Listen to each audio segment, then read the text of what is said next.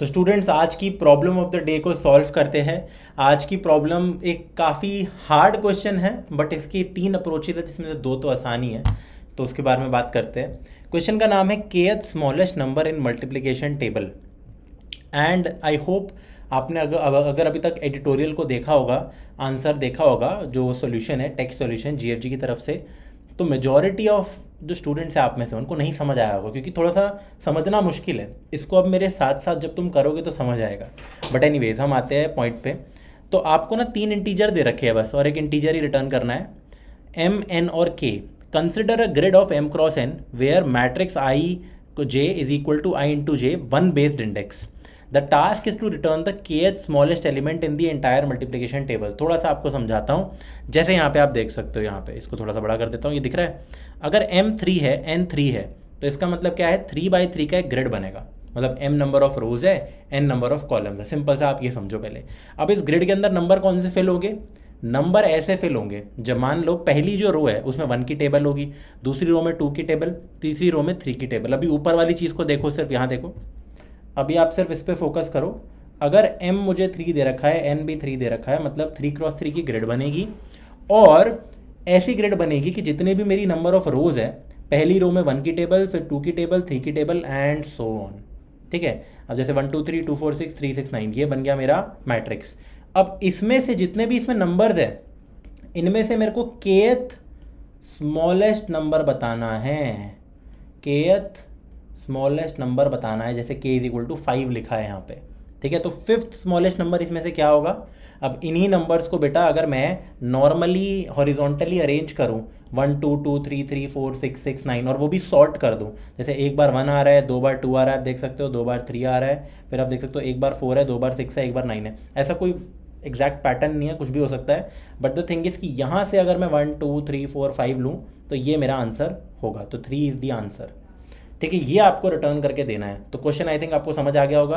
अगर मैं एक दूसरा एग्जांपल लूँ, ठीक है, अगर मैं एक दूसरा एग्जांपल लूँ, इन्होंने दे नहीं रखा है, m2 है, n3 है, k इज इक्वल टू 6। जैसे मान लो एक और अगर मैं एग्जांपल लूँ जिसमें नंबर ऑफ रोज 2 है एंड नंबर ऑफ कॉलम्स मेरे 3 है, तो कुछ ऐसा सीन होगा। ये देखो, 2x3 का मैट्रिक्स बनाया, पहले 1 की टेबल लिखी, फिर आपने लिखी 2 की टेबल।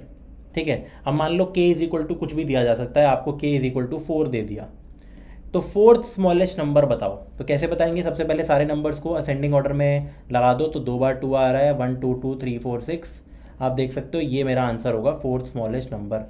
तो ऐसी कितनी बाय कितने की भी ग्रिड हो सकती है। अब कैसे इन क्वेश्चन को सॉल्व किया जाएगा? मेथड 1 बहुत सिंपल है यार। Method 1 is very simple.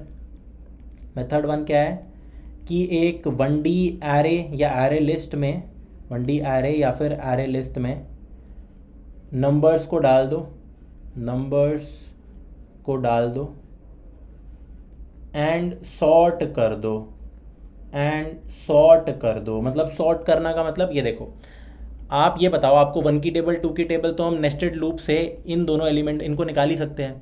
फिर इन सारे एलिमेंट्स को हम डाल लेंगे एक 1D एरे में, ऐसे 1 2 3 2 4 6। ठीक है, एक 1D एरे बन गया, वहाँ पे 9 तक था जो भी था। फिर इसको आप सॉर्ट कर दोगे तो कुछ ऐसा बन जाएगा। एंड देन आप सिंपली जो kth इंडेक्स है, k-1th इंडेक्स, उस एरे का रिटर्न कर दो। That's it, this is the basic approach. चलिए इसको एक बार फटाफट कोड करके देखते हैं और मैं आपको बताता हूँ मैं क्या कहना चाह रहा हूँ।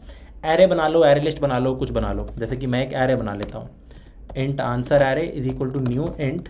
अब एरे का साइज़ कितना होगा आपको पता होना चाहिए, m इंटू एन, क्योंकि इतने सारे एलिमेंट्स में डालूंगा। 2D एरे अभी नहीं बनाना है m क्रॉस n वाला, उसको क्रिएट मत करो, क्रिएट करने की कोई रिक्वायरमेंट नहीं है। ठीक है, सिंपल यहीं से आपका आंसर मिल जाएगा। तो इसको मैं एक 1D एरे में कैसे डालूंगा आप देखना। हम लूप तो चलाएंगे, हम लूप तो 1 से लेकर m तक i++ एक नेस्टेड लूप लगाएंगे, जिससे आपको क्लैरिटी मिले। थोड़ा सा ये देखो, आपको समझ आ रहा है मैं क्या कर रहा हूँ? अब i 1 से लेकर m जा रहा है, नंबर ऑफ रोज, जैसे कि 1 से लेकर 3 जा रहा है, और j भी 1 से लेकर 3, मतलब अंदर का लूप में जाएगा। और हर एक एलिमेंट जो आपको इस ग्रिड में मिलेगा वो i इंटू जे होगा। समझ रहे हो?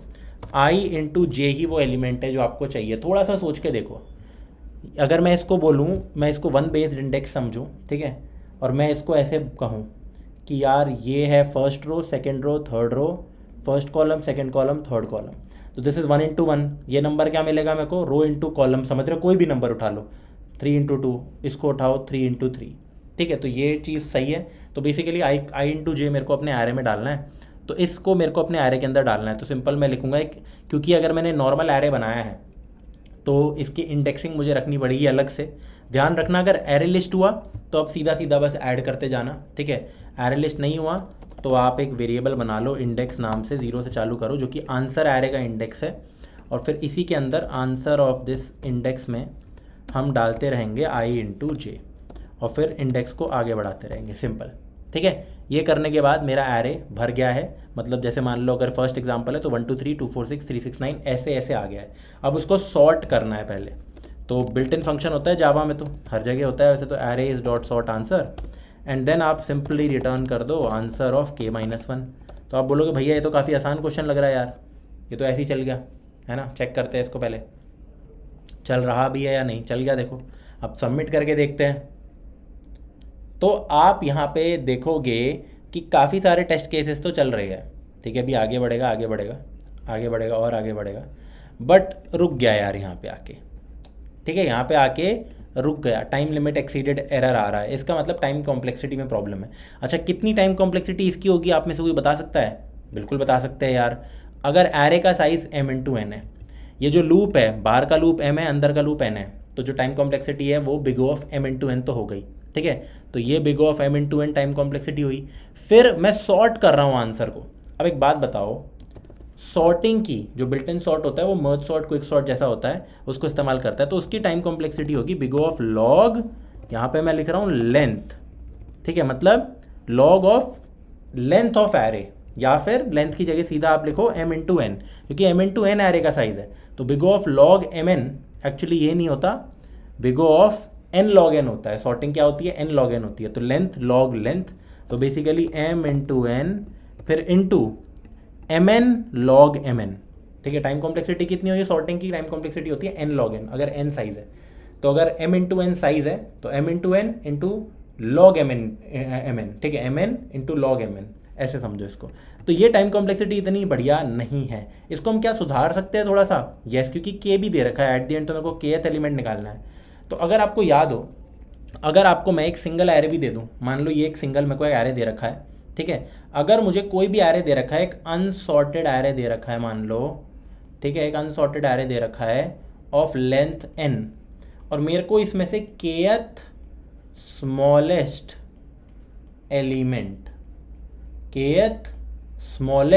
एलिमेंट को निकालना है। तो क्या तरीका होता है? अगर आपने हीप्स पढ़ रखा है तो आप समझ सकते हो, वरना हीप्स पढ़ के आओ बेटा, kth स्मॉलेस्ट और लार्जेस्ट एलिमेंट स्टैंडर्ड क्वेश्चंस होते हैं, प्रायोरिटी क्यू पढ़ के आना प्लीज़। तो हीप्स की मदद से, प्रायोरिटी क्यू की मदद से हम क्या कर सकते हैं? अगर हमको kth स्मॉलेस्ट एलिमेंट चाहिए एक n साइज़ के एरे में, तो टाइम कॉम्प्लेक्सिटी बन जाती है उसकी कितनी? n log k। सबसे पहले तो यहाँ पे लिख देते हैं मेथड 1 में हमारी टाइम कॉम्प्लेक्सिटी आ रही है mn इंटू लॉग mn, ठीक है, और इसके बाहर बिग ओ भी लगा दो, ऐसे ही फ्री फंड में तो ये नहीं है, तो big O of mn into log mn। अब मेथड 2 से हमारी टाइम कॉम्प्लेक्सिटी थोड़ी सी बच जाएगी, उसकी टाइम कॉम्प्लेक्सिटी होगी यार मेरी, मेथड 2 की टाइम कॉम्प्लेक्सिटी होगी big O of mn array का साइज इंटू लॉग k, ठीक है। तो यहाँ से हम थोड़ा सा बच सकते हैं, थोड़ी सी बेटर टाइम कॉम्प्लेक्सिटी हमें यहाँ पे मिल गई है। देखिए अभी करके दिखाऊंगा दूसरा सॉल्यूशन, क्योंकि जो भी एरे की लेंथ होती है, एरे, ये तो एरे तो हमें बनाना है, दूसरे मेथड में भी एरे हमने बना दिया, मतलब एरे बनाना ज़रूरी नहीं है, बट दूसरे मेथड में भी क्या होगा कि m×n बस log k हो जाएगा, क्योंकि हम k साइज़ का ही हीप मेंटेन रखेंगे। प्लीज़ ये क्वेश्चन करके आना खुद से, kth smallest element in an array, तभी आपको ये क्वेश्चन जो है समझ आएगा। एंड इनफैक्ट ऊपर वाले की स्पेस कॉम्प्लेक्सिटी भी थोड़ी सी लिख देते हैं भाई। स्पेस कॉम्प्लेक्सिटी तो बिग ऑफ mn ही होगी, क्योंकि हम एक एरे को इस्तेमाल कर रहे हैं। अब नीचे वाले की स्पेस कॉम्प्लेक्सिटी भी थोड़ी सी शायद बेटर हो सकती है, लेट अस चेक। तो हीप्स में हम क्या करते हैं, देखो एट दी एंड मेरे को i इंटू जे वाले एलिमेंट जितने भी है उन सबको डालना था, तो मैं इनको किसी एरे में डालूंगा ही नहीं ठीक है। मैं सिंपल एक प्रायोरिटी क्यू बनाऊंगा, एक मुझे बनाना है मैक्स हीप। मैं आपको थोड़ा सा समझा लेता हूँ कि मैक्स हीप करता क्या है, ठीक है। मैक्स हीप करता क्या है, मान लेते हैं मेरे पास एक एरे है जिसके अंदर मेरे पास एलिमेंट है 8 1 6 2 3 4 7, ठीक है। या कुछ भी हो सकते हैं एलिमेंट्स, मान लो 21, ठीक है, 12, ये मेरे पास एलिमेंट्स है कैरे में, अनसॉर्टेड एरे है, और मुझे सिंपल बताना है k इज इक्वल टू 3 मेरे को दे रखा है, तो kth स्मॉलेस्ट एलिमेंट बताओ। तो हम ना बिना सॉर्ट करे हीप से भी इसको काम कर सकते हैं। मतलब अगर मुझे स्मॉलेस्ट चाहिए तो आप समझ जाओ हम मैक्स हीप का इस्तेमाल करते हैं, लार्जेस्ट में मिन हीप का इस्तेमाल करते हैं। तो मैं बनाऊंगा एक मैक्स हीप जिसका साइज मैक्सिमम मेरा k होगा, 3 साइज से बड़ा इसको हम नहीं रखेंगे। अब देखना कैसे हम प्रोसेस करते हैं। सारे एलिमेंट्स के एरे पे हम जाते हैं, मतलब एरे के सारे एलिमेंट्स में सबसे पहले हम जाते हैं यार 8 पे, तो 8 एलिमेंट को हम यहाँ पे उठा के रख देते हैं, वो अभी के लिए टॉप पे आ जाता है हीप के। मैं 12 को रख देता हूँ। मैक्स हीप क्या करता है, जो सबसे बड़ा एलिमेंट है वो अपने आप इसके टॉप पे आ जाता है रीअरेंज होके। फिर 6 आ गया, मैंने यहाँ पे डाल दिया क्योंकि 3 साइज मेरे को अलाउड था अभी तक। अब 21 आया, तो 21 इसके अंदर इंसर्ट ऐसे होगा नहीं, 3 ही मैं नंबर डालना चाहूँगा यहाँ पे। मैं चेक करूँगा कि एक बात बताओ, थोड़ा लॉजिक भी आप समझोगे, मैक्स हीप सबसे बड़ा एलिमेंट टॉप पे रखता है। अब 12 बड़ा एलिमेंट है, 21 12 से भी बड़ा एलिमेंट है। तो एक बात बताओ, क्या 21 को हीप के अंदर डालने का कोई सेंस है? क्या 21 कभी थर्ड स्मॉलेस्ट एलिमेंट बन सकता है? अपनी ज़िंदगी में नहीं बन सकता। अभी आगे के एलिमेंट्स मैंने नहीं देखे, क्या पता 100 एलिमेंट्स और हो। मैं बस आपको ये बता रहा हूँ कि अगर 3 ऐसे एलिमेंट है जो कि 21 से बड़े छोटे हैं, और मुझे इतना पक्का पता है कि ये मैक्स हीप है, तो इनमें से जो सबसे बड़ा एलिमेंट है वो टॉप पे है, तो नीचे जो भी हो 6, 8 कुछ भी हो वो 12 से छोटा है। तो इसका मतलब 12 ही अगर 21 से छोटा है तो ये सारे 21 से छोटे हैं, तो 21 तो नहीं हो सकता थर्ड स्मॉलेस्ट एलिमेंट, उसको बाहर फेंको। फिर 3 आ गया। अब हाँ, मैंने देखा 3 यार मेरा 12 से छोटा एलिमेंट है, ठीक है, तो 12 को हटा दो और 3 को इंसर्ट कर दो, 12 को हटा दो 3 को इंसर्ट कर दो, एंड क्या करता है, मैक्स हीप अपने आप टॉप पे एलिमेंट को ले जाता है ऐसे रीअरेंज करके, इनको साइड में फेंको। फिर 4 आया, मैं देखता हूँ 4 8 से छोटा है, तो 4 को भी यार 8 से रिप्लेस आप कर दो, एंड अगेन इनमें से सबसे बड़ा एलिमेंट ऊपर आ जाता है, ठीक है। फिर मैंने देखा 7 क्या है, 7 6 से बड़ा एलिमेंट है, तो 7 को रहने दो, बाकी 7 से तो छोटा ही है। अब इसमें ऑटोमेटिकली जो एलिमेंट टॉप पे होगा ना इस समय, वही मेरा थर्ड स्मॉलेस्ट एलिमेंट होगा। तो काफ़ी एक नीट ट्रिक होती है हीप्स की, ठीक है, बड़े प्यार से आंसर आपको ला के दे देता है। और इसकी टाइम कॉम्प्लेक्सिटी अभी मैं जस्ट आपको समझाता हूँ, क्योंकि हीप के अंदर अगर मान लो के साइज़ का हम हीप रख रहे हैं, तो कुछ भी अगर मैं इंसर्ट कर रहा हूँ तो उसकी टाइम कॉम्प्लेक्सिटी होती है बिग ऑफ लॉग के, एंड अगर हीप से कुछ रिमूव हो रहा है तो उसकी टाइम कॉम्प्लेक्सिटी भी बिग ऑफ लॉग के होता है। टॉप एलिमेंट को अगर मैं रिमूव करता हूँ तो भी लॉग के, इंसर्ट करता हूँ लॉग के, तो ये बहुत ही बढ़िया चीज़ रहती है यहाँ पे। तो प्रायोरिटी क्यू इंटीजर्स ही हम डालने वाले हैं, नाम दे देते हैं P Q is equal to new priority queue. And क्योंकि बाय डिफ़ॉल्ट जावा के अंदर ये एक मिन हीप बनता है जो कि मिनिमम एलिमेंट को टॉप पे रखता है, तो हमें इसके अंदर यहाँ पे लिखना पड़ता है कलेक्शंस डॉट रिवर्स कैपिटल में ओ ऑर्डर, और ये भी ठीक है। तो आपको दिख रहा है, ये आपको डालना पड़ेगा अंदर, ठीक है, ताकि एक मैक्स हीप बन जाए। तो this is a max heap in Java, ठीक है। अब हमने क्या किया, इसको भी हटाओ, एक एक करके ये जितने भी एलिमेंट्स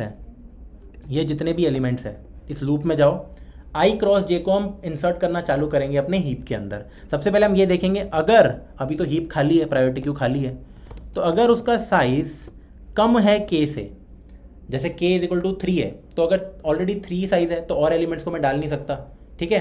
अगर 3 से कम है तो ही इंसर्ट करूँगा। तो अगर साइज़ 3 से कम है तो ज़्यादा मैं कुछ सोचूंगा नहीं, मैं सीधा प्रायोरिटी क्यू में ऐड कर दूंगा इस एलिमेंट को। और एल्स का मतलब यार, अगर जो साइज़ है वो के या उससे बड़ा है, मतलब के ही होगा। आपने नोटिस किया होगा यहाँ पे कभी भी साइज़ मेरा 4 तो हुआ ही नहीं, तो 3 या फिर उससे कम ही रहता है। अब मान लो जैसे ही ऐसा सीन हुआ कि साइज़ मेरा हमेशा 3 है, तो मैं क्या करूँगा, जो यहाँ से एलिमेंट आ रहा था मान लो 21, क्या मैं उसको रिप्लेस करूँगा इस 6 के साथ? नहीं, मैं चेक करता हूँ कि ये जो आ रहा है एलिमेंट, ये अगर 6 से छोटा है तो ही मैं 21 को डाल के 6 को निकालूंगा, मतलब पहले 6 को निकाल के फिर 21 को डाल दूंगा, ठीक है। तो मैं चेक करूँगा, एल्स के आगे ही लगा देते हैं, काम करते हैं एल्स इफ, ठीक है। अगर ऐसा है कि जो आपका इनकमिंग एलिमेंट है, जो कि इस केस में आई क्रॉस जे है, आई इंटू जे, अगर ये एलिमेंट यार छोटा है, देखो स्ट्रिक्टली अगर ये छोटा है प्रायोरिटी क्यू के पीक से, पीक का मतलब होता है बेटा जो टॉप पे इसके एलिमेंट है, तो ही मैं एक काम करूँगा यहाँ पे। क्या काम करूँगा? सबसे पहले तो प्रायोरिटी क्यू का जो टॉप एलिमेंट था उसको उड़ा दूंगा, तो प्रायोरिटी क्यू डॉट रिमूव करते हो तो ये हट जाता है, और फिर प्रायोरिटी क्यू में चुपचाप से मैं ऐड कर देता हूँ यही। और अगर ये क्या कहते हैं बराबर या बड़ा हुआ तो कुछ नहीं करना, आपको एज इट इज़ रहने देना है, ठीक है। तो ये आपका रहने वाला है लूप। अब लास्ट में आपको कुछ नहीं करना, आपको बस रिटर्न कर देना है प्रायोरिटी क्यू का जो टॉप एलिमेंट है, दैट्स इट। इसको सबमिट करके देखते हैं, थोड़ा बेटर सॉल्यूशन है, ठीक है। क्योंकि यहाँ पे हमने एरे नहीं बनाया m क्रॉस n का, हमने प्रायोरिटी क्यू बनाया जिसका मैक्सिमम साइज़ k होगा, ठीक है। तो ये थोड़े ज़्यादा टेस्ट केस चल जाने चाहिए, वो 160 थे, ये भी 160 पे रुक रहा है क्या? चलो ये भी 160 पे ही रुक रहा है, कोई दिक्कत की बात नहीं है गाइस। अब हम आते हैं अपने बढ़िया मेथड के ऊपर, बट ये एक बेटर सॉल्यूशन है। इसकी टाइम कॉम्प्लेक्सिटी क्या होगी? देखो बाहर का लूप ये m और n, तो m इंटू n हो गया, और हर लूप में कितने ऑपरेशन हो रहे हैं आप देख सकते हो, ऐड करना या रिमूव और ऐड करना, तो लॉग के हर उसमें हो रहा है, हर इटरेशन ऑफ द लूप में, और m इंटू n इटरेशन है, तो m into n into log के मेरी टाइम कॉम्प्लेक्सिटी होगी। और स्पेस क्योंकि सिर्फ प्रायोरिटी क्यू है तो स्पेस भी कम खर्च हो रहा है, तो जैसे कि मैंने आपको बताया टाइम कॉम्प्लेक्सिटी सुधर गई m into n into log k rather than m into n into log m n। हालांकि लॉग तो बहुत छोटे ही रहते हैं इसलिए बहुत ज़्यादा फर्क नहीं आया, but space complexity, auxiliary space बोलना चाहिए मेरे को इसको, स्पेस कॉम्प्लेक्सिटी नहीं, जो हमारा एक्स्ट्रा स्पेस है इस केस में बस बिग ऑफ k होगा, ठीक है, which is much better than m into n for most cases. k वैसे m इंटू n भी हो सकता है। अब आ जाते हैं अपने मेथड नंबर 3 पे, जो कि बहुत ही ख़तरनाक है, जिससे आंसर सॉल्व होगा। मेथड नंबर 3 है हमारा बाइनरी सर्च। जी हाँ, अब यार इसको सोचेंगे कैसे, सबसे पहले ये समझते हैं यार, ठीक है, क्योंकि बहुत मुश्किल क्वेश्चन है, एक बारी में खुद से होना is very very tough, very very tough. Expected time complexities में आओगे ना, तो सबसे पहले तो लिखा है कोई एक्स्ट्रा स्पेस खर्च नहीं हो रहा है, हो ही नहीं रहा है, और टाइम कॉम्प्लेक्सिटी है सिर्फ m इंटू n नहीं, सिर्फ m into log M N. अब लॉग एम एन बहुत छोटी क्वांटिटी होती है, अब यहाँ पे m इंटू n नहीं लिखा है, सिर्फ m into log M N. ये है आपकी यार एक्स टाइम कॉम्प्लेक्सिटी। तो आपको समझ जाना चाहिए कि भाई कहीं ना कहीं बाइनरी सर्च जैसी ही चीज़ लगने वाली है, ठीक है। अब बाइनरी सर्च से इस क्वेश्चन को करेंगे कैसे, थोड़ा सा मैं आपको समझाता हूँ एक एग्जांपल लेके, ठीक है। हम यही वाला एग्जांपल ले लेते हैं अपना, क्योंकि 1 से लेकर 9 तक था। इनफैक्ट हम एक काम करते हैं, मैं आपके सामने एक दूसरा एग्जांपल बनाता हूँ, ठीक है, जिसमें हमारे पास 3 क्रॉस 4 कर देते हैं, ठीक है। ये लीजिए, ये लीजिए, ये लीजिए, ये लीजिए। अब मैं एलिमेंट्स बनाता हूँ। मान लो यार मेरे पास मुझे दे रखा है 2 4 6 8 3 9 12 ओ सॉरी 3 6 9 12, ठीक है। मेरे को m दे रखा है 3 नंबर ऑफ रोज, n दे रखा है 4, और बेटा मान लो मेरे को k दे रखा है यहाँ पे 7 दे रखा है, मान लो, ठीक है, k दे रखा है 7। तो मैं चाहता हूँ कि अगर मेरे को m 3 n 4 दे रखा है तो कुछ ना कुछ ऐसा बन रहा होगा, मन में ऐसा एरे बनाना नहीं है हमें पूरा। अब मैं चाहता हूँ कि भाई इनफैक्ट इतनी टाइम कॉम्प्लेक्सिटी रखेंगे ही नहीं हम, आपने नोटिस किया होगा सिर्फ m into log M N था। अब k की वैल्यू 7 है, तो 7 स्मॉलेस्ट एलिमेंट बताओ इसका। चलिए एक बारी के लिए नॉर्मली लिख के देखते हैं, फिर देखते हैं हमारा आंसर मैच हो रहा है या नहीं है। तो 1 2 2 3 3 4 4 5 नहीं है तो 6 6, फिर 8 है, 9 है, 12 है। एक बार देखते हैं सारे एलिमेंट्स है, 12 एलिमेंट, 1 2 3 4 5 6 7 8 9 10 11 12। तो 7th एलिमेंट क्या है, 1 2 3 4 5 6 7। तो मेरा आंसर एक्चुअली में है सॉरी यही वाला 4 आ रहा है ना, 1 2 3 4 5, हाँ। तो आंसर होना चाहिए इस केस में 4, अभी के लिए मैं लिख रहा हूँ यहाँ पे, ठीक है। अब देखते हैं बाइनरी सर्च कैसे लगाएंगे यार इस पे, क्योंकि बाइनरी सर्च पे तो मतलब बाइनरी सर्च तो वो होता है ना कि जैसे मान लो मेरे पास एक सॉर्टेड स्पेस हो, इंडेक्स के बेसिस पे एरे हो कोई, यहाँ तो कुछ समझ ही नहीं आ रहा है। तो ऐसे क्वेश्चंस को हम कहते हैं बाइनरी सर्च ऑन आंसर। बेटा ये एक बार पढ़ के आ जाना, वरना आपको ये चीज़ बिल्कुल भी समझ नहीं आएगी। इसके एग्रेसिव काउज वाला क्वेश्चन हो गया, थ्रेशोल्ड वाले क्वेश्चन हो गए, बेसिक क्वेश्चंस। अगर आपने बाइनरी सर्च ऑन आंसर नहीं पढ़ रखा तो प्लीज़ थोड़ा उस टॉपिक को पढ़ के आओ, वरना ये क्वेश्चन समझ नहीं आएगा बिल्कुल भी, ठीक है। तो उसके बेसिस उसका एक हार्ड वेराइटी है ये, ठीक है। तो उसके आसान वाले कुछ क्वेश्चंस कर लेना, मज़ा आएगा आपको, ठीक है, तो आई होप आप बाइनरी सर्च और आंसर जानते हो। अब इसकी एक्सप्लेनेशन दो भैया यार, ऐसे बात नहीं बनती। देखो मेरे को इस बात की तो गारंटी है कि पहला एलिमेंट हमेशा 1 होगा और आखिरी एलिमेंट हमेशा m इंटू एन होगा। पहले मुझे ये बताओ, हाँ या ना, हाँ या ना? बिल्कुल, क्योंकि भाई हर एलिमेंट है क्या, अगर ये 1 2 3 4 ये रो नंबर है, कॉलम नंबर है, तो कोई भी एलिमेंट होता है रो इंटू कॉलम, करके देख सकते हो। ये 3 इंटू 3 है, यहाँ होगा 2 इंटू 4, ठीक है। तो ऑफकोर्स ये m इंटू एन होगा और ये 1 इंटू 1 1 ही रहेगा। तो इस बात की तो गारंटी है कि जो भी आंसर होगा वो 1 से लेकर from 1 to m into N के बीच में ही होगा, ठीक है। लेकिन अब बात यह है कि जैसे इसमें 7 नहीं है, 5 नहीं है, 10 नहीं है, 11 नहीं है, एग्जिस्ट नहीं कर रहा है इसमें, कहीं वो आंसर ना बन जाए हमारे। क्योंकि अगर 1 से लेकर m इंटू एन पे अगर मैं बाइनरी सर्च लगाता हूँ तो ये तो बीच के किसी भी एलिमेंट को उठा सकता है।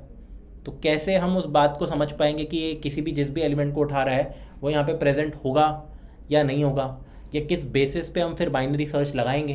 क्योंकि हमें तो कोई गारंटी नहीं है ना यार कि कौन सा एलिमेंट होगा। प्लीज़ थोड़ा सोच के देखो, अभी भी आपको ऐसा लग रहा होगा कि बाइनरी सर्च का कोई सेंस तो है नहीं, क्योंकि ये देखो 1 2 3 4 2 4 6 8 3 6 9 12, तो कोई पैटर्न नहीं है एज सच। या फिर अगर आप ऐसे सोच रहे हो कहीं कि 1 2 3 3 4 4 6 6 8 9 12, ऐसा कोई पैटर्न नहीं बन रहा है एज सच। आप थोड़े और अगर एलिमेंट्स के साथ करके देखोगे स्पेसिफिकली तो आप रियलाइज़ करोगे। मान लो यहाँ पे मेरा n दे रखा होता 8, ये लो, तो पता है कैसा सीन बनता? अगर n 8 दे रखा होता तो 5 6 7 8 ये बन जाता 10 12 14 16, और ये बन जाता मेरा क्या कहते हैं 15 18 21 24। अब आप खुद ही बताओ, ये वाला एलिमेंट तो काफ़ी बड़ा है इससे और इससे भी, तो आप ऐसे ऐसे भी बना नहीं सकते कुछ, ठीक है। तो यहाँ देखना बाइनरी सर्च का ना एक तरीका है। बाइनरी सर्च ऑन आंसर का ये मतलब नहीं होता, बाइनरी सर्च और आंसर का ये मतलब नहीं होता कि मैं इन सारे एलिमेंट्स को कंसिडर कर रहा हूँ, इनके ऊपर बाइनरी सर्च लगा रहा हूँ डायरेक्टली, नहीं। मैं बस ये कह रहा हूँ आपसे, बाइनरी सर्च और आंसर में मैं पॉसिबल आंसर्स के बारे में सोचता हूँ, किसी भी बाइनरी सर्च और आंसर में। अब मैं कह रहा हूँ कि जब आंसर 1 से लेकर m इंटू एन के बीच में होगा, वो इस फैक्ट की वजह से है क्योंकि लार्जेस्ट नंबर इधर है, स्मॉलेस्ट नंबर इधर है, तो इनके बीच में ही चाहे नंबर रिपीट हो रहे हो, 2 बार 3 आ रहा हो, जो भी हो रहा हो, I don't care, but answer तो इसमें से ही आएगा। अब इसके बाद हम लगाते हैं एक लॉजिक। तो लॉजिक वो क्या लगता है वो मैं आपको समझाता हूँ। सबसे पहले एल्गोरिदम लिखते हैं। तो मैं ये कह रहा हूँ बाइनरी सर्च और आंसर कर रहे हो, तो चलिए सारे नंबर लिख दो, 1 2 3 4 5 6 7 8 9 10 11 12, ठीक है। मैं कह रहा हूँ आंसर 1 से लेकर 12 के बीच में होगा, तो इनमें से कोई भी हो सकता है, अभी मुझे पता नहीं है कि क्या है इन सब में से। तो वही अपना लो को रखो यहाँ पे, लो इधर, हाई आ गया मेरा इधर, और while low is less than equal to high, basic binary search वो हमें लगाना है यहाँ पे। चलिए देखते हैं। तो सबसे पहले मिड क्या होगा, 1 + 12 13/6, तो बेटा मिड आ गया इधर। ये m नहीं है, ये m मिड है, तो इसको इससे कंफ्यूज मत करना। तो 6 आ गया। तो अब पता है मैं ये क्या देखूंगा, मैं ये चेक करूंगा क्या 6 एक पॉसिबल आंसर है या नहीं है, पॉसिबल आंसर है या नहीं है। मैं बेसिकली चेक यहाँ पे सिंपल अगर शब्दों में बताऊँ, मैं बस ये चेक करने वाला हूँ कि पूरे मैट्रिक्स में, ये अभी हवा में बना रखा है हमने, पूरे इस मैट्रिक्स में कितने आदमी थे, कितने नंबर थे जो कि 6 या उससे छोटे है। प्लीज़ बहुत ध्यान से सुनना। कंडीशन क्या होगी बाइनरी सर्च की यहाँ पे चेक करने की, पूरे मैट्रिक्स में, मुझे पता है मैट्रिक्स ऐसा ही होगा कि पहले 1 की टेबल, 2 की टेबल, 3 की टेबल, ये तो गारंटीड है। पूरे मैट्रिक्स में कितने नंबर थे जो कि के से, जो यहाँ मिड से आया है, सॉरी मिड से छोटे हैं, वो चेक करना है मुझे। अब वो चेक कैसे करूँगा, फटाफट आपको समझाता हूँ। एक सिंगल फॉर लूप से वो चेक हो जाएगा। हैं? हाँ सही में, हाँ जी।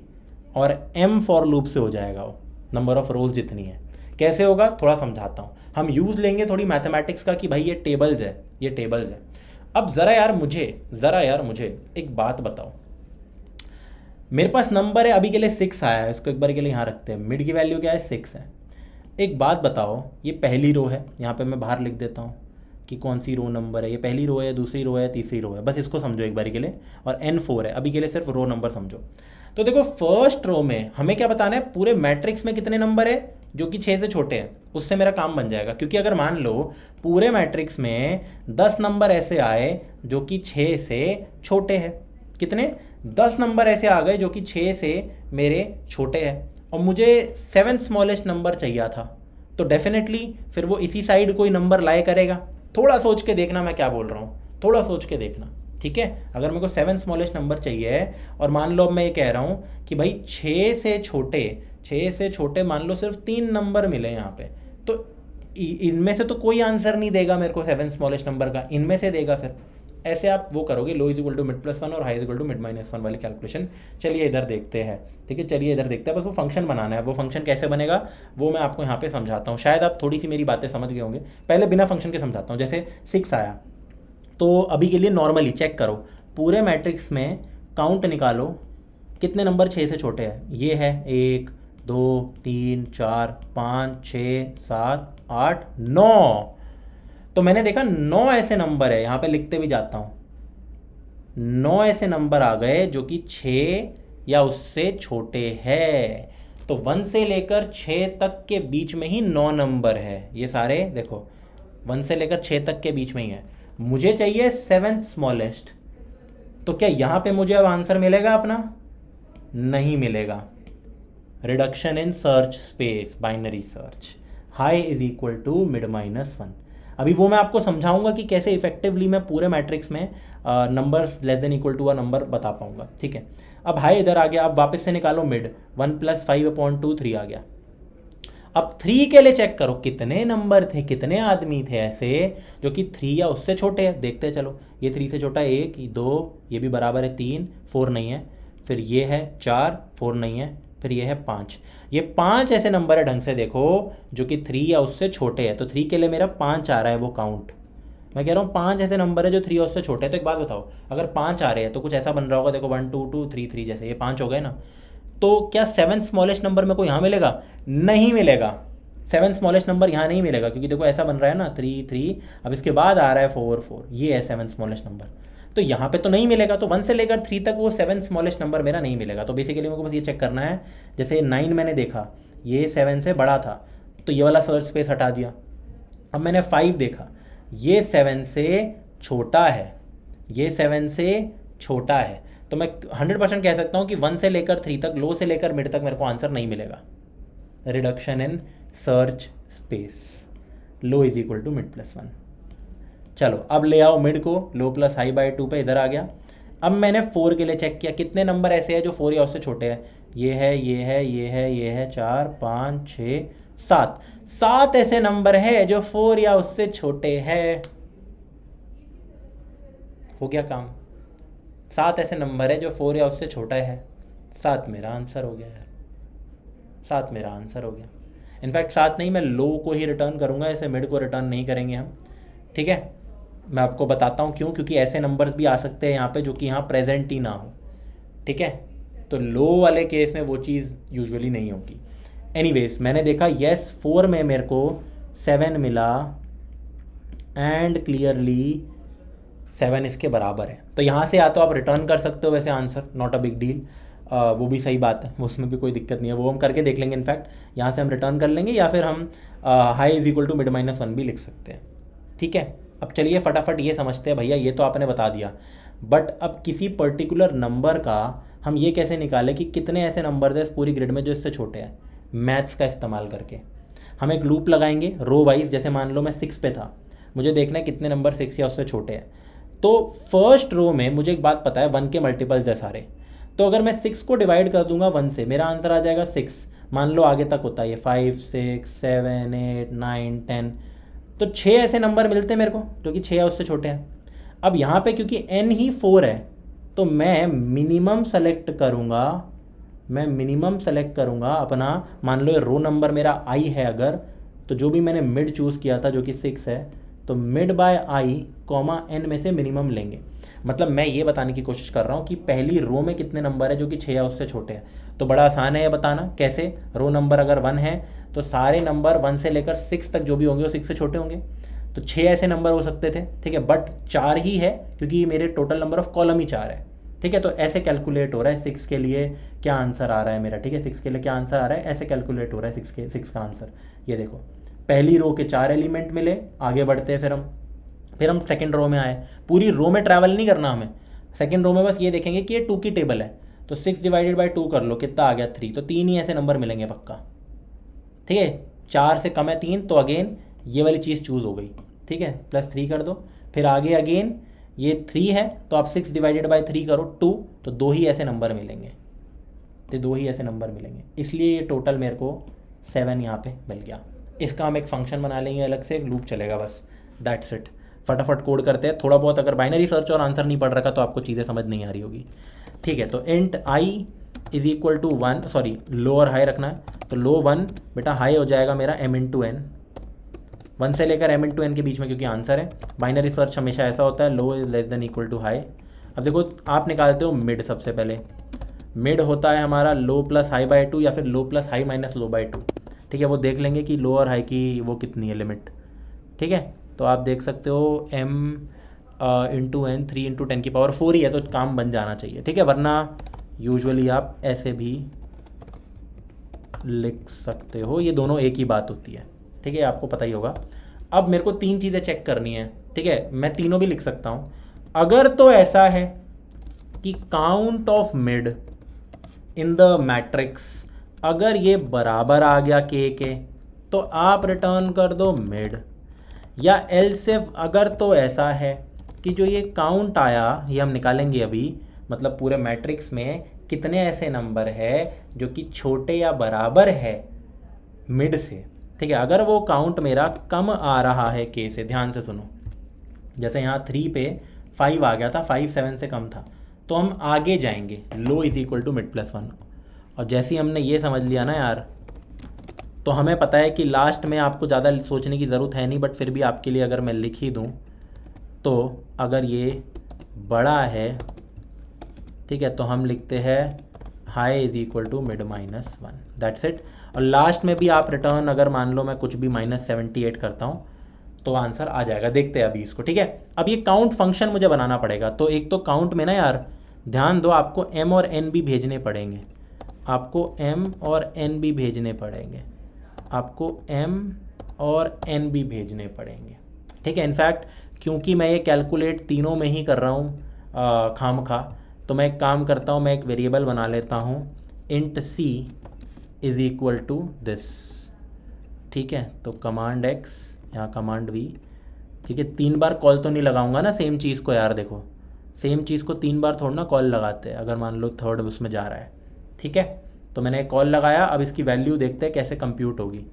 तो एक फंक्शन बना लेते हैं, नीचे भी बना सकते हैं, जावा ही तो है, ठीक है। तो काउंट मैंने फंक्शन बनाया जिसके अंदर एक तो मिड वो एलिमेंट दिया था हमने, m और n दिया था, क्यों? क्योंकि ये देने ज़रूरी है, कितनी नंबर ऑफ रोज़ और कितनी कॉलम है, ये ज़रूरी है यहाँ पे देना। अभी समझाता हूँ क्यों।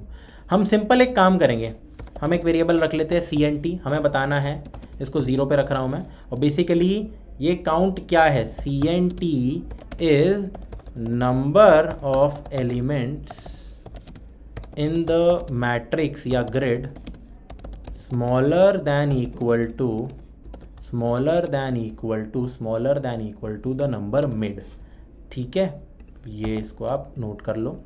अब सिंपल मैं एक सिंगल फॉर लूप चलाऊंगा, रो वाइज फॉर लूप चलाऊंगा, ठीक है। और मैं ये देखूंगा कि पहली रो है, जैसे ith रो, तो पहली रो में कितने एलिमेंट्स होंगे जो कि मेरे छोटे हैं मिड से, वो निकालना बहुत ही ज़्यादा आसान है। वो होगा मिनिमम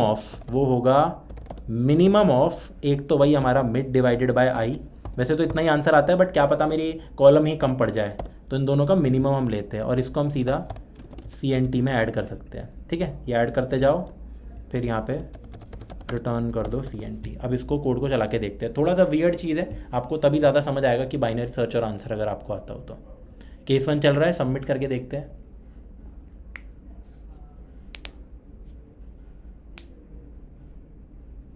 एंड रॉन्ग आंसर आ गया है। तो चलिए देखते हैं क्या दिक्कत आ रही है।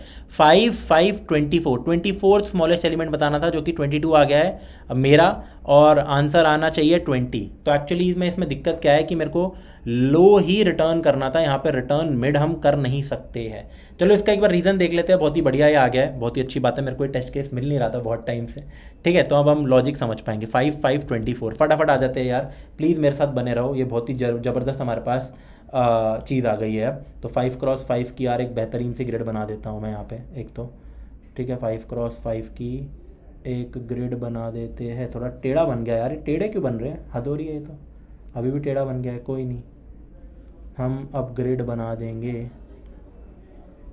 5x5 की। ठीक है, फटाफट मैं आपके सामने एलिमेंट्स लिखता हूँ 1 2 3 4। मतलब ये मन में बनाओ, ये एरे नहीं बनाना, ये तो एक्सप्लेनेशन पॉइंट ऑफ व्यू से है। सो 2 3 4 5, तो 2 4 6 8 10, 3 की टेबल 3 6 9 12 15, 4 की टेबल 4 8 12 16 20, 5 की टेबल 5 15 10 20 25। ठीक है, तो ऐसा सीन है। अब मुझे दे रखा है एम एन, तो दोनों 5 दे रखे हैं क्योंकि 5 रो 5 कॉलम, के दे दिया 24। तो 24 स्मॉलेस्ट एलिमेंट, मतलब इसको अगर मैं सॉर्ट करूंगा तो 24th पोजीशन पे कौन सा मिलेगा, तो आप देख सकते हो 20 ही मिलेगा। The answer should be 20 and मेरा आंसर आ रहा था 22। अब देखते हैं कैसे मेरा आंसर 22 आ रहा है। फटाफट वापस से 1 2 3 4, वो जो काउंटिंग फंक्शन है वो तो मैंने सही बनाया है। 5 6 7 8 9 10, शिट सॉरी। तो सारे 25 तक मेरे को लिखना है यहाँ पे। तो 1 2 3 4 5 6 7 8 9 10 11 12 13 14 15 16 17 18 19 20 21 22 23 24 25। बाप रे, टेंशन मत लो, जल्दी हो जाएगा। ये लो है, ये हाई है। फटाफट अपना मिड निकालते हैं। 1 + 25 26/2, 13 आ गया मेरा मिड। ये एम को मिड है, ये इससे कंफ्यूज मत करना। अब मेरे को क्या बताना था, कितने नंबर है ऐसे जो कि 13 से छोटे हैं। तो बड़ा सिंपल है बताना, क्या ये 13 से छोटा है? हाँ, 1 2 3 4 5। सीधा अगर मैं करूँ तो 13 डिवाइडेड बाय 1। ठीक है, और 5 में से मिनिमम 5 है, तो 5 तो एक तो इधर से आ गए, 1 2 3 4 5, फिर 6 7 8 9 10 ये भी आ गए। फिर कितना आ जाएगा, 11 12 13 14। ये नहीं हो पाएगा क्योंकि 13/3 होता है मेरा 4 इंटीजर में, राइट। तो ये नहीं मिल पाएगा। तो आप देख सकते हो टोटल 10 हो गए, फिर 11 12 13 14, फिर 15 16 17 18 19 नंबर मिल रहे हैं। ये कैलकुलेशन मेरी आराम से हो जाती है एम टाइम कॉम्प्लेक्सिटी में। तो 19 ऐसे नंबर है जो कि छोटे हैं। अब क्या 19 24 से छोटा है? नहीं। तो यहाँ जितने भी नंबर है ना 1 से लेकर 13, ठीक है, वो 19 तक पहुँच पा रहा है सॉर्टेड ऑर्डर में। ठीक है, जब इसको मैं सॉर्ट करूँगा 24 आगे है, तो low is equal to mid + 1 करूँगा। ठीक है, ये लो। ठीक है, अब आगे देखते हैं। अब वापस से मिड निकालेंगे हम। तो 14 + 25 डिवाइडेड बाई 2 कितना आएगा यार, ये तो बड़ी दिक्कत की बात है। ये होता है 39, 39/2 आ जाएगा मेरा 19। तो मैंने सही लिख दिया, 19 पे आ गया। अब 19 से छोटे कितने एलिमेंट्स हैं यार मेरे, तो 5 10, फिर आ गया मेरा 15 16 17 18 19 20 21 22। अब देखना गलती कहाँ हुई है। 22 एलिमेंट्स है जो कि 19 से छोटे हैं। ठीक है, तो 19 तक भी मेरे को आंसर नहीं मिल पाएगा क्योंकि 24 से कम आ रहा है। तो again low is equal to mid + 1। इधर आ गए हम। अब वापस से करो तो 45/2 हो गया मेरा 22। अब मिड आ गया 22। अब देखना दिक्कत क्या हुई, 22 जो है ना यार, 22 जो है वो इधर है ही नहीं, वो है ही नहीं। प्रॉब्लम ये है कि 22 यहाँ पे है ही नहीं। ठीक है, तो अब मैंने देखा कि 22 से छोटे बताओ कितने नंबर आ रहे हैं पूरे इसमें, अभी तक यहाँ का मामला है। तो मैं देखता हूँ 22 से छोटे तो यार 5 10 15 20, फिर 21 22 23 24, 24 ऐसे नंबर आ रहे हैं जो कि 22 से छोटे हैं। तो 22 ही वो नंबर होगा? नहीं, 22 यहाँ पे एग्जिस्ट ही नहीं करता है। इसलिए यार हम लो वाला जो नंबर है 20, वो हमेशा करेक्ट देगा। 20 ही आंसर है क्योंकि इससे पहले 20 ही आ रहा है। तो मुझे लो को ही रिटर्न करना है उस मोमेंट पे भी। तो या तो आप इधर ही लो लिख दो। वैसे तो इस कंडीशन की आपको ज़रूरत ही नहीं है, आपको इस कंडीशन की ज़रूरत ही नहीं है। ये एक इफ़ कंडीशन रखो और एल्स में high is equal to mid - 1 कर दो, आपका काम बन जाएगा। लास्ट में आप रिटर्न लो कर सकते हो। बट अगर यहाँ पे मैं रिटर्न लो कर दूँ और किसी कारणवश ये भी करना पड़ जाए तो एक बार करके देखते हैं। ठीक है, ठीक है, अब देखते हैं, रॉन्ग आंसर पहले ही आ गया है। तो अगेन इस केस में हम क्या करते हैं, इस केस में हम यहाँ पे क्या करते हैं कि भाई हम अपना ये हटा लेते हैं, इसको हटा ही दो, लास्ट में रिटर्न लो हो ही रहा है, हम अपने लूप को ब्रेक होने देंगे। तो अगर ऐसा है कि छोटा है तो low is equal to mid plus one, और एल्स के केस में हम सीधा एल्स में ग्रेटर दैन इक्वल टू आ जाता है, दोनों केस में high is equal to mid minus one कर देंगे। अब यार ये कोड चल जाना चाहिए, ठीक है, अब यार ये कोड चल जाना चाहिए, अब बहुत हो रहा है, जैसे कि आप देख सकते हो चल गया, ठीक है।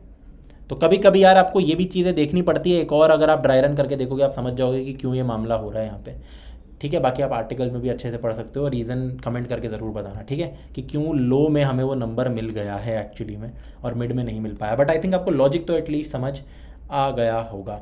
अब टाइम कॉम्प्लेक्सिटी की बात करें तो बेटा देखो 1 से लेकर m क्रॉस n, अगर कोई भी बाइनरी सर्च जिस पेस पे चल रहा है तो टाइम कॉम्प्लेक्सिटी लगती है लॉग ऑफ दैट लेंथ, यानी कि log of m into N. But यहाँ पे जो ऑपरेशंस हो रहे हैं ना, जैसे कि ये काउंट करना है एक बारी के लिए हर पार्ट पॉइंट पे, ये जो है ऑपरेशन, इसकी इन इटसेल्फ टाइम कॉम्प्लेक्सिटी कितनी है, काउंट फंक्शन की टाइम कॉम्प्लेक्सिटी आप देख सकते हो m का लूप है, तो m into log M N, इसलिए टाइम कॉम्प्लेक्सिटी हमारी हुई m into log M N, और स्पेस कुछ भी नहीं लगा big of one. I hope आप इस क्वेश्चन को समझ पा रहे होंगे, बहुत ज़बरदस्त क्वेश्चन था। बाय।